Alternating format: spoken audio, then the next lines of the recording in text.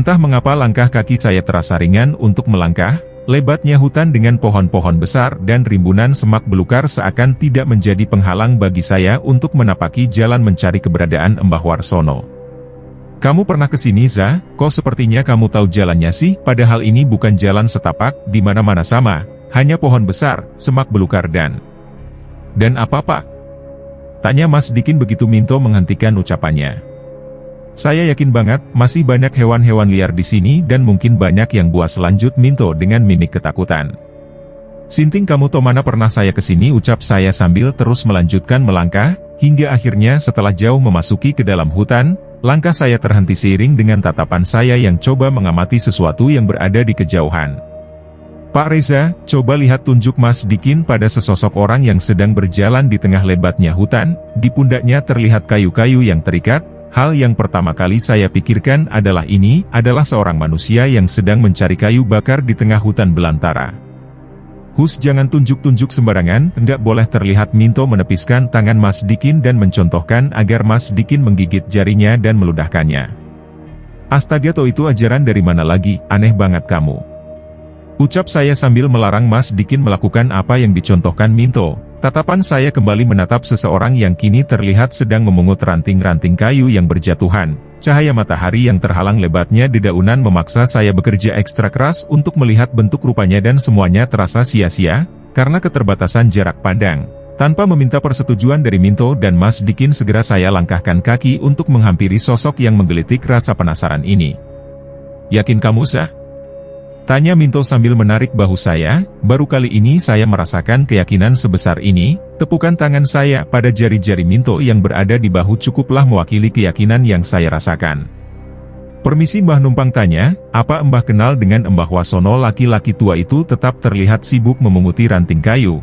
Hanya sekilas dia menatap kami lalu kembali lagi sibuk dengan kesibukannya sendiri. Ada rasa dongkol di hati ini mendapati pertanyaan saya seperti sebuah pertanyaan yang tidak bermakna apa-apa. "Sekali lagi maaf Mbah, apa Mbah kenal dengan Mbah Warsono?" tanya saya sekali lagi dengan nada yang sedikit lebih meninggi. "Kamu pikir saya tuli?" jawabnya pelan sambil melemparkan sebatang ranting kecil yang hanya berukuran satu telunjuk jari tangan ke arah tubuh saya. Tapi efek sakit yang ditimbulkannya sangat luar biasa. Ranting kayu yang ringan itu memberikan efek dari sebuah lemparan batu berukuran sebutir telur ayam. Kernitan di dahi saya sudah cukup memberitahukan kepada Dikin dan Mas Minto akan sakit yang saya rasakan. "Ikut saya." Laki-laki tua itu berjalan mendahului kami dengan langkah tegap seperti tidak ada beban di pundaknya. Ingin rasanya saya menawarkan diri untuk membantunya, tapi sebuah kesalahpahaman bisa berakibat fatal buat kami, hingga semua keinginan ini hanya tertahan menjadi sebuah keinginan. Seperti tanpa halangan yang berarti laki-laki tua yang berjalan tanpa menggunakan alas kaki itu berjalan semakin cepat hingga memaksa kami untuk sedikit berlari kecil, hingga akhirnya kami disambut oleh sebuah gubuk kecil yang berada di tengah lebatnya hutan. "Kalau kalian haus, silahkan ambil airnya sendiri di situ," ucap laki-laki tua itu sambil meletakkan kayu yang berada di pundaknya. Sebuah tembikar besar yang terbuat dari tanah liat tampak berada tepat di bawah sebuah pohon besar dengan air jernih di dalamnya. Tanpa menunggu lama segera kami menciduk air dengan menggunakan gayung batok kelapa yang sepertinya sengaja dipersiapkan untuk wadah meminum. Segarnya air yang mengalir membasahi tenggorokan ini seperti menghapus dahaga yang kami rasakan selama perjalanan. Sejenak kami memperhatikan laki-laki tua itu seperti sedang melakukan pemanasan ringan. Gerakan-gerakan yang diperlihatkannya sepertinya tidak menunjukkan usianya yang sudah senja. Dari semua tingkah laku yang diperlihatkannya cukuplah untuk saya membuat suatu kesimpulan bahwa laki-laki tua yang berada di hadapan saya ini adalah Mbah Warsono, seorang ahli kanuragan yang menghilangkan dirinya dalam lebatnya hutan BTR. "Perkenalkan, saya Reza, Mbah ini teman saya Dikin dan Minto." Maksud kedatangan kami terlihat tangan Mbah Warsono memberikan tanda agar saya tidak melanjutkan perkataan selanjutnya. "Saya sudah tahu kemari kamu."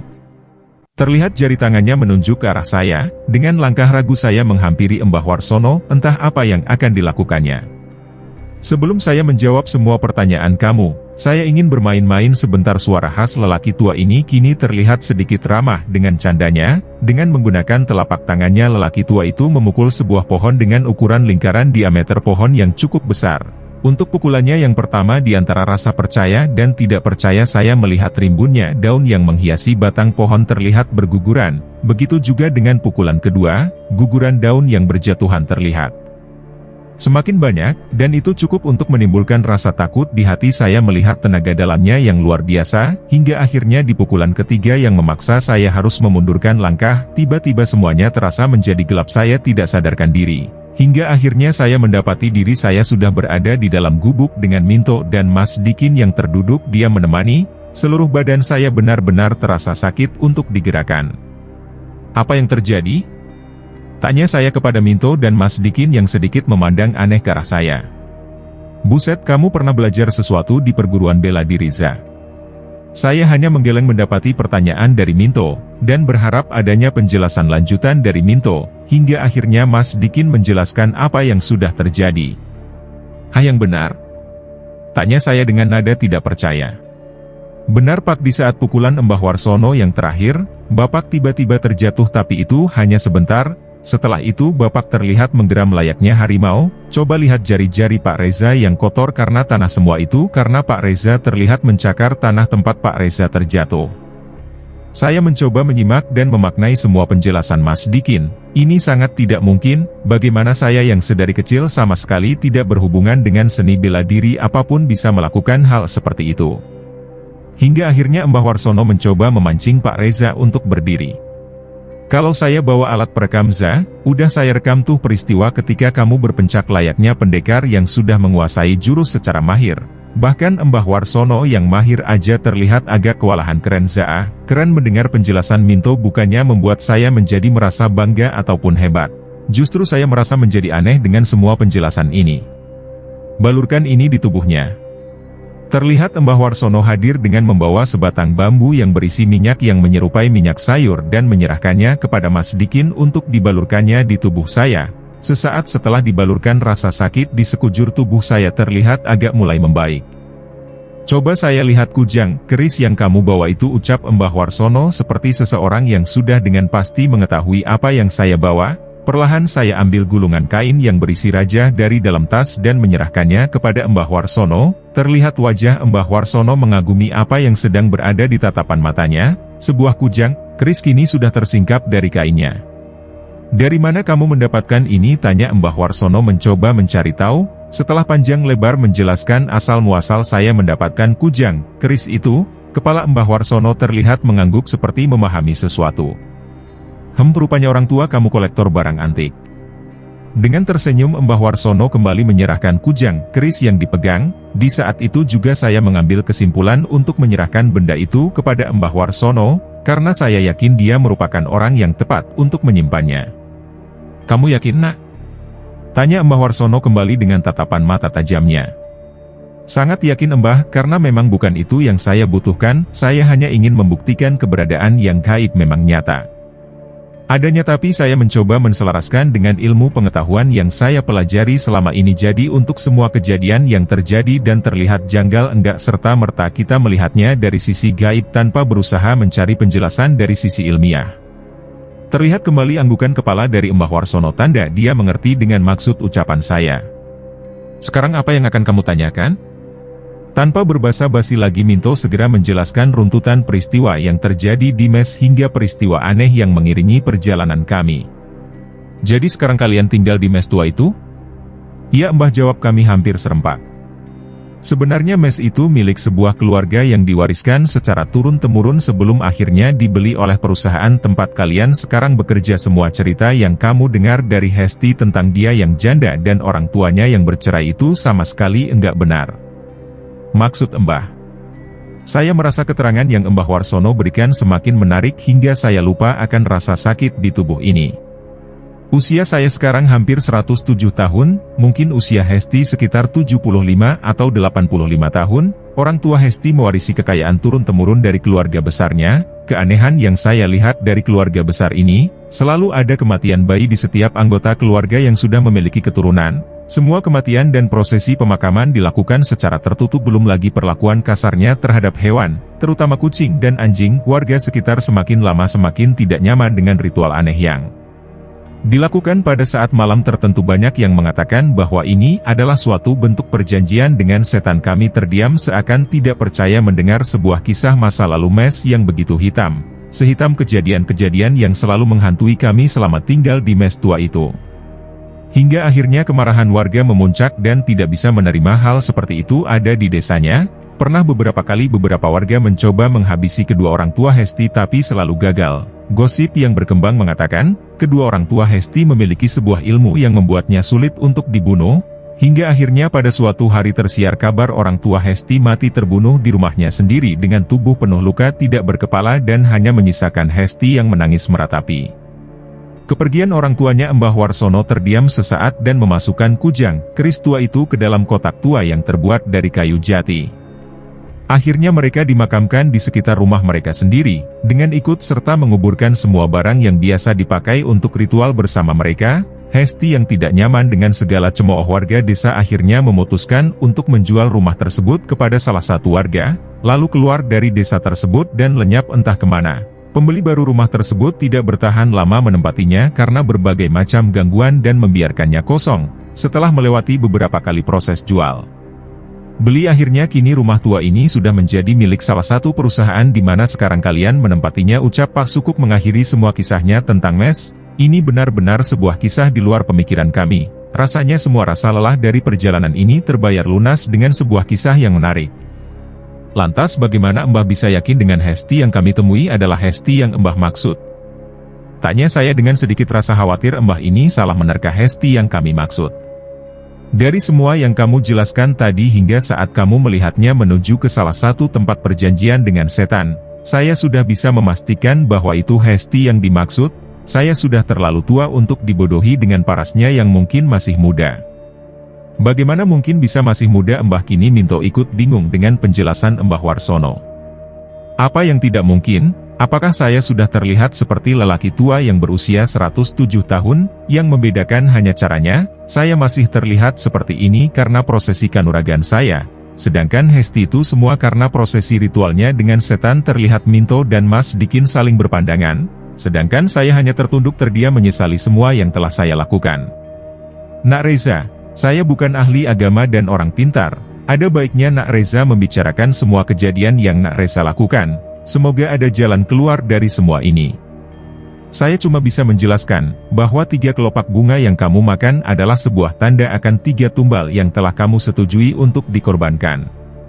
Setelah berbicara cukup panjang lebar tentang segala hal yang berbau hal-hal yang goib dan kanuragan, hari tidak terasa mulai beranjak sore dan kami memutuskan untuk berpamitan pada Mbah Warsono. Dengan berbagai macam pertimbangan akan keselamatan kami, akhirnya Mbah Warsono memutuskan untuk mengantar kami sampai tempat di mana mobil kami terparkir. Ada satu hal yang ingin saya tunjukkan kepada kamu, ucap Mbah Warsono. Tangan kanan Mbah Warsono terlihat menutupi kedua mata saya. Sedangkan tangan yang kiri terasa seperti menjentikan jari jemarinya di kepala seperti layaknya orang yang sedang menekan tombol keyboard. Buka mata kamu secara perlahan, dan coba lihat ke arah deretan pohon-pohon besar di depan kamu. Dengan sangat perlahan saya coba untuk membuka mata dan mencoba melihat seperti petunjuk yang diberikan Mbah Warsono. Hal pertama yang saya rasakan adalah penglihatan saya seperti berbayang-bayang hingga akhirnya semua terlihat begitu jelas dan nyata. Saya bisa melihat beberapa makhluk yang menyerupai manusia dengan tubuh kerdil hilir mudir berjalan memasuki hutan. Ada beberapa di antaranya yang terlihat membawa ikan di tangannya. Mungkin mereka merasakan bahwa kehadiran mereka bisa saya lihat. Dengan suara yang hampir menyerupai suara bebek, terlihat mereka dengan serempak berlari menembus lebatnya hutan dan menghilang. Kini Mbah Warsono kembali menutup penglihatan saya dengan telapak tangannya, mulutnya seperti berkomat kamit kecil dan mengakhirinya dengan sebuah elusan di kepala saya. Itu salah satu contoh kehidupan yang menemani saya tinggal di hutan ini. Tidak semuanya yang berbentuk goib itu jahat dan menyesatkan.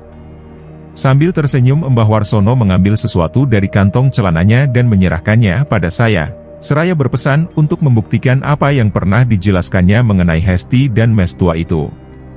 Setelah kamu membuktikannya, tolong kamu buang benda ini dengan sendirinya, dia akan kembali pada saya, ucapnya sambil melangkahkan kaki menembus dan menghilang dalam hutan yang mulai tertutup kabut dan kegelapan. Ini adalah sebuah puncak dari perjalanan untuk sebuah pembuktian. Tepat jam 11 malam kami tiba di kediaman Pak Sukuk. sebuah prosesi ritual ternyata telah kembali dilakukan oleh Pak Sukuk dengan dibantu beberapa warga desa. Kami hanya bisa menunggu semua prosesi itu selesai, hingga akhirnya sebuah kabar menggembirakan datang. Indra yang sudah terbaring tidak sadarkan diri dalam beberapa hari kini sudah mulai kembali sadar. Raut wajah kegembiraan juga terlihat dari wajah Pak Sukuk, mungkin dia merasa senang karena telah berhasil menyelesaikan semua prosesi. Ritual penyelamatan ini dengan hasil menggembirakan. Sebenarnya apa yang terjadi dengan Indra, Pak? Minto mencoba mencari tahu penyebab Indra bisa tidak sadarkan diri selama itu. Dik, Indra hanya tersesat. Seperti layaknya kita tersesat, hanya dimensinya saja yang berbeda ditambah ada gangguan makhluk halus yang berupaya menghalangi Indra untuk kembali ke tubuhnya. Terang Pak Sukuk mencoba memberi penjelasan berdasarkan penglihatannya. Setelah beristirahat dan menyerahkan sejumlah uang kepada warga desa sebagai bentuk rasa terima kasih kami, akhirnya keesokan harinya kami berpamitan untuk kembali pulang ke mes, sebuah tempat yang menjadi awal dari semua perjalanan ini. Sebenarnya apa yang kamu alami selama kamu enggak sadarkan diri, Indra? Hembusan asap rokok tebal seakan membuang semua rasa penasaran saya akan sejarah mes dan sosok Hesti yang misterius. Semua terasa gelap, hanya kegelapan yang saya temui ketika saya terbangun dari tidur. Sosok kamu yang sebelumnya terbaring di samping saya, seakan lenyap tak berbekas. Saya benar-benar bingung, benar-benar kehilangan arah. Indra mencoba menerangkan semua itu dengan rasa ketakutan yang dalam.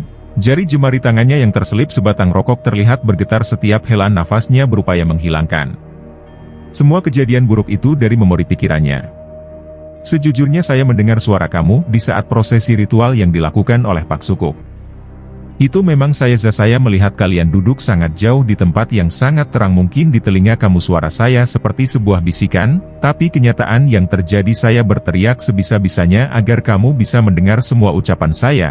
Sosok hitam seperti kera itu benar-benar menakutkan. Keinginan saya untuk menghampiri kalian saya urungkan karena rasa takut saya akan sosok itu mengalahkan keberanian saya, hingga akhirnya di waktu yang lain, saya kembali melihat cahaya terang itu tanpa ada satupun sosok makhluk hitam yang menghalangi langkah saya, hingga akhirnya saya tersadar, dan mendapati diri saya sedang berada di antara Pak Sukuk dan warga desa lainnya. Ada nada kelegaan yang Indra rasakan ketika kata-kata terakhirnya terucap. Syukurlah Indra, andai terjadi apa-apa dengan kamu saya merasa sebagai orang yang paling bersalah. Ucap saya sambil berusaha merangkul bahu Indra. Jadi bagaimana kamu udah puaskan? Terlihat Minto menolehkan kepalanya sambil tersenyum. Tinggal sebuah pembuktian. Jawab saya sambil mengeluarkan sebuah cincin yang diberikan Mbah Warsono. Sebaiknya kita mampir dulu ke tempat makan Hesti. Sebelum menuju ke mes, kebetulan perut kita sama sekali belum terisi, usul Minto, yang langsung kami setujui. Seperti biasa yang kami temui, tempat makan yang dikelola Hesti selalu penuh dengan pembeli, tidak siang ataupun malam, tidak hari libur ataupun hari kerja, seakan-akan daya tarik rumah makan ini begitu besar. Entah orang yang datang ke tempat ini karena kelezatan makanannya atau mereka hanya terpikat oleh paras dan kemolekan tubuh Hesti. Setelah memesan beberapa makanan dan menyantapnya, kami menunggu kehadiran sosok primadona rumah makan ini, hingga akhirnya setelah menunggu beberapa lama, sosok yang kami nantikan itu hadir dengan sejuta pesonanya. Tubuhnya yang molek selalu menunjang apapun bentuk pakaian yang dikenakannya, senyum indahnya yang selalu terpancar dari wajahnya seperti menghipnotis setiap pengunjung yang ada. Andai kami tidak pernah bertemu dengan Mbah Warsono, mungkin kami akan kembali menelan ludah dalam menahan semua nafsu yang kami rasakan. Tatapan mata Hesti perlahan terhenti sejenak ke tempat di mana kami duduk, senyum dan ramah katanya yang biasanya selalu menyambut kedatangan kami, kini seolah menghilang. Mungkin dia masih menyimpan dendam atas rasa malu yang dirasakan atas peristiwa yang pernah terjadi di mes. Mata saya menatap Indra dan Mas Dikin, sekedar memberi kode kepada mereka untuk mengenakan cincin yang diberikan oleh Mbah Warsono. Saya nggak mau, kamu aja saya masih trauma melihat sesuatu yang menakutkan, ucap Indra menolak penawaran yang saya ajukan. Sama seperti Pak Indra saya juga enggak mau, hingga akhir tatapan mata saya menatap Minto yang sepertinya menunggu penawaran yang datang. Dengan perlahan Minto mengenakan cincin di jarinya dan dengan sekejap juga melepaskannya kembali. Astaga, sumpah saya mual pulang yuks, ucap Minto sambil memalingkan pandangannya dari Hesti yang terlihat sedang tertawa melayani pembeli. Tertarik dengan ucapan Minto, segera saya kenakan cincin pemberian Mbah Warsono itu dan tepat seperti yang dirasakan Minto, saya pun merasakan hal yang sama. seorang wanita tua dengan kulit yang terlihat sudah keriput sedang berdiri mengenakan pakaian layaknya anak muda, terlihat sedang bercanda tawa dengan gaya genitnya. Bila membayangkan apa yang saya saksikan ini dengan apa yang pernah hampir saya lakukan dengan wanita ini, rasanya ingin memutar semua waktu itu dan menghapus bagian yang merekam semua kejadian itu. Ini benar-benar gila, sangat gila. Mas Dikin, tolong bayar, pinta saya sambil menyerahkan beberapa lembar uang, lalu segera beranjak pergi diikuti Indra dan Minto. Sesampainya di dalam mobil, wajah Minto terlihat agak shock dengan apa yang sudah dilihatnya, begitu juga dengan Indra dan Mas Dikin yang berupaya untuk tidak menanyakan apa yang sudah kami lihat. Ternyata Mbah Warsono itu enggak bohong, Za. Saya hanya terdiam mendengar pernyataan Minto, hingga akhirnya mobil yang dikemudikan Mas Dikin tiba di mes tua, tempat di mana kami tinggal. Saya balikin mobil ke rental dulu Pak, ucap Mas Dikin begitu kami sudah turun dari mobil. Dengan langkah berat Minto membuka pintu rumah sambil memperhatikan debu yang terlihat mengotori meja. Rupanya sudah terlalu lama kami meninggalkan mes ini tanpa sama sekali bersentuhan dengan manusia. Udara di dalam ruangan yang sebelumnya terasa dingin dan lembab kini terasa semakin dingin dengan bau layaknya sebuah ruangan kosong yang sudah lama tidak berpenghuni.